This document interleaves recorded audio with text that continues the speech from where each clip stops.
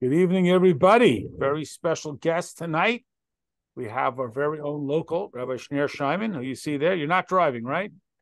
I'm not driving, no. Good. Okay. Safety first. So thank you, first of all, for joining us. It's the first full week of camp. So we're very honored to have you to talk about Camp Gan Israel and about what's special about it. So let's get started with the beginning. Give us a little background, a little history about Camp Gan Israel. When did Camp Gan Israel get started? What is the mission statement? Give us a little background, if you would, about camp. Chicago or worldwide? We'll take whatever you offer. If you have the worldwide backstory, we'd love to hear that. If you got the Chicago backstory, we'd love to hear that as well.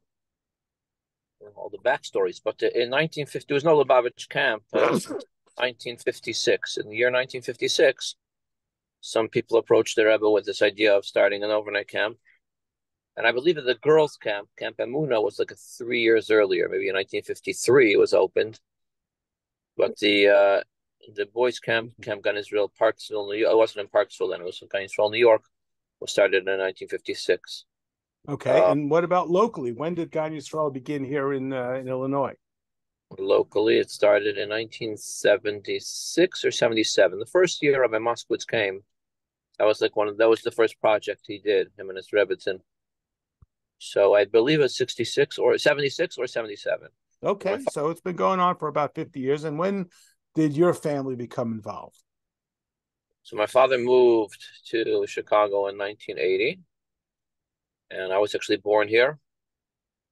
And this first summer, he was already doing camp. And interestingly, his whole involvement we're not going to go into his life story now, but his involvement with Chabad started from that camp in New York. And said I'll always remember the day because he was born in 1956, and that's the same year the camp was established. Oh boy! So he's a camper from youth all the way through his adulthood. He wasn't there as a baby, but yeah. And when did you become personally involved in camp? So I moved here in the year 2005, summer of 2005, for about a year after my wedding. And that first summer we were a little bit involved, and then 2006 was the first summer running camp. So this is my 18th summer running camp here. Okay, so tell us, what does Gan Yisrael mean? Why does it called Gan Yisrael? And is there a story behind that, or what's the identity of that term, Gan Yisrael?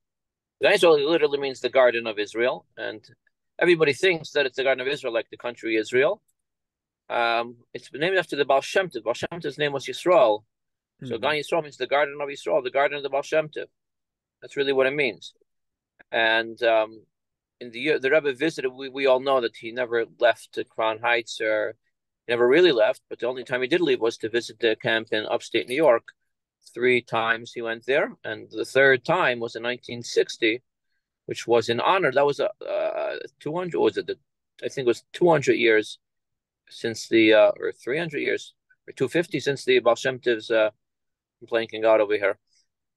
I think it was 200 years since the Baal Shem Tov's passing. So that's why he went to the camp that summer. Oh, wow, 1960. Was your father there when the Rebbe came to camp? He started like 68 or something. He started in 68. Okay, so you come back here to camp. Give us a lowdown. How many kids are in camp? Where do the kids come from? What are some of the things that make Gan Yisrael such a special place? The day camp here, and you have an overnight camp as well. So can you give us a little taste of what the campers are like, what the counselors are like? Where do you get them from? What does it take? I mean, people send their kids to camp. They go to camp. You think you just show up. So camp for you didn't just start this week. So maybe you can give us a little inside story, a little behind the scenes as to how you organize camp, how you get the campers to come, who are the target audience, where do you get counselors, that kind of story might be, give us a little insight there.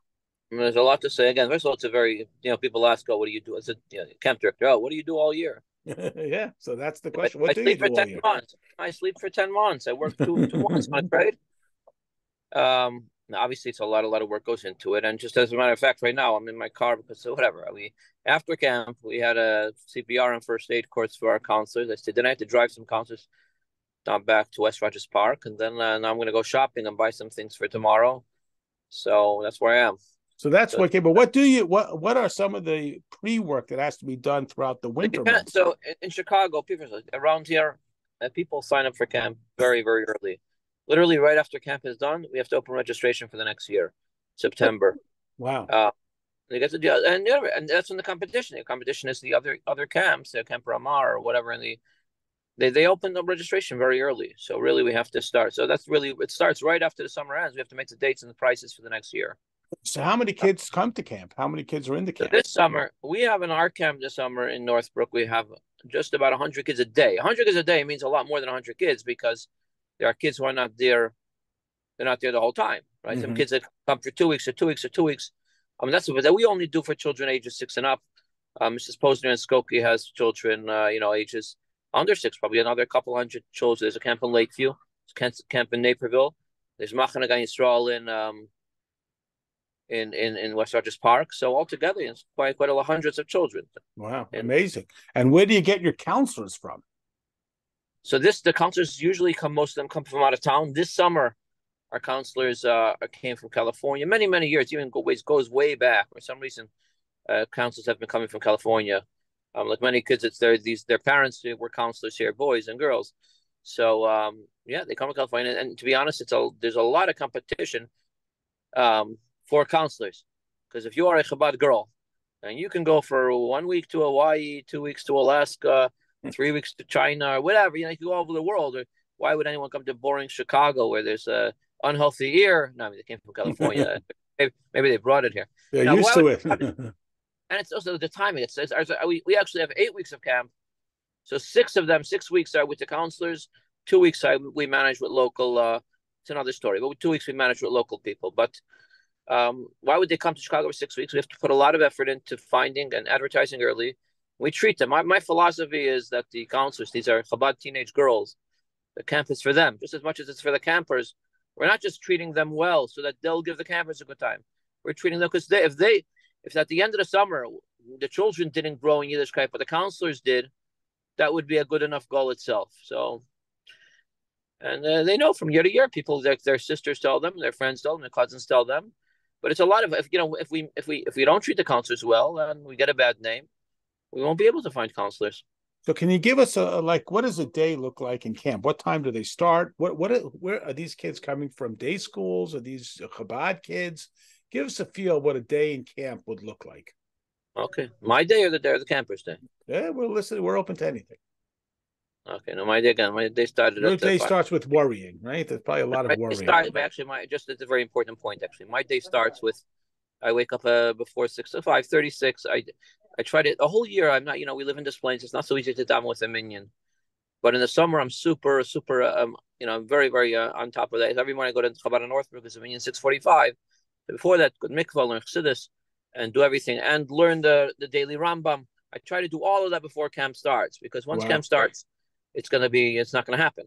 So I try to do all the Rambams. We're getting into some tough halachas, but all the Rambam and davening and chassidus before camp. Oh boy. Okay. What time is camp officially? What time do the kids start showing up? So camp starts 9:15 is the official time, but you could drop off as early as 9. But there are some people, believe it or not, some people out there work. What? So there are some. So they could bring their children as early as 8 if they need to go to work. So early care starts at 8. Camp starts at 9:15. Usually we start with some davening or a story in a nice, fun way. And then it really depends on the day. Maybe I could share this. I see. I don't know if I could share the schedule. Maybe I could, but I don't know if I want to go through all my pictures. But there's many. There's swimming and there's field trips and there's. But what is the most anticipated single event of the whole summer? Tell them, Rabbi Scheiman. What do the kids clamor for all year round? They anticipate, although it may only last half an hour, but they know it's the most special part of the whole summer. Rabbi Epstein coming to do Simon Says with the kids. Everybody knows that. I'll be there again, God willing. My honor. We should set the date. Rabbi Epstein's a real camp guy, a night activity director. It is. And that's and well, by the way, we do tell the counselors though, and we'd say you never know. You never know what the kid's gonna remember. Can you share some of the things? What if some kids told you this year, past years, maybe you share a story or two without divulging anything private from a camper from past year, this year, whatever it may be, or a counselor. I'll share 2 stories. Please. One story that actually happened this year. We started camp last week was the first was a specialty week. It was the very first day. So it's a child in camp. Without getting into many details, the child's one of the child's parents grew up Chabad, and currently he is okay, he's in the Secret Service. So let's put it that way. He's He doesn't undercover Chabad. he doesn't consider himself a religious Jew, but his wife is Jewish, and they sent this child to camp. They said, give him no filter, give him all the Yiddishkeit. There's no, don't hold back anything, even though their home is not necessarily a religious home. Anyway, the first day, this is the very first day at camp, so they're playing music. The concert, it's a song, go Jewish pride, and I sing, shout out loud, I'm Jewish and I'm proud. It's a song that they're playing. This kid was at the end of the day, he was playing with Legos by himself. He didn't know anyone was there, and he's humming to himself, Jewish pride, I'm Jewish and I'm proud. I was like, okay, anyone's wondering why we do this, that's why we do this. And his parents actually told me they hear him singing at home this song. That's one story. Another story is a bit of a different type of story, again with some lessons perhaps. A child, goes back to maybe 8 years. There was a little boy in camp named Lenny. Lenny had a great time in a secular family. No, I mean, which that is our target is children from who don't go to Jewish school. That is our target, but we do. There's many children coming to. It's a big mix, but the target is really children who don't have another Jewish education. Mm-hmm. So Lenny had a great summer, whatever year it was, 2015, great year. Loved camp. Parents loved camp. Everything was great.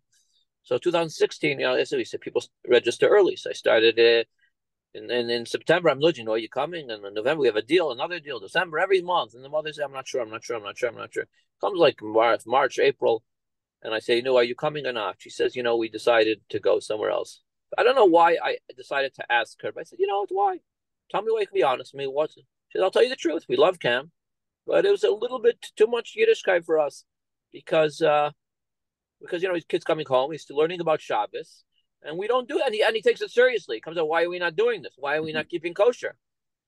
She says, I got no problem with what you're doing. It's fine. That's what you should do. And that's what we do. We tell we'll tell them the truth. We obviously don't tell them turn over your house, but we'll tell them what kosher is, what Shabbos is. So we're telling. He comes home. He's not buying it when we say, "Don't worry, that's just those religious guys in camp." He's not buying it, so we can't send him back because he's getting confused. That's what he says. And afterwards, I'm thinking, was this a good thing or a bad thing? In other words, on the one hand, we're losing the camper. He's not coming this summer, but is it possible that one summer he came and got the real Yiddishkeit? Will that impact him for the rest of his life? Possibly. So I was having this question. I was wondering. Bottom line, a few years later, the kid came back. His brother came back. So you had a good impact on him. We started doing this program on Zoom like a lot of people during COVID. Take us back 3 years ago, 2020. What did you have camp? Was camp closed? Were you able to do camp in COVID? What happened?